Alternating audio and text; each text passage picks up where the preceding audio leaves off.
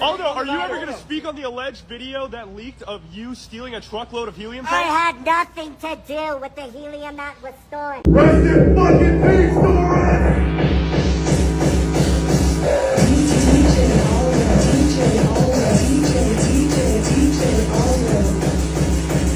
I'm the only one hearing the ghost voices. Yeah. That's why I brought him for proof. And I Night know vision. it's because you're not on your meds. Exactly. The meds interfere, causing me to not be able to hear the ghost voices. No, it's supposed to block out all. Freshly waxed this thing, and then you come through here like a bat out of hell, trying to fucking kill me.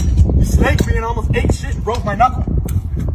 So just fucking get out of here, because now I understand why people don't fuck with scooter riders. Say what you said one more time.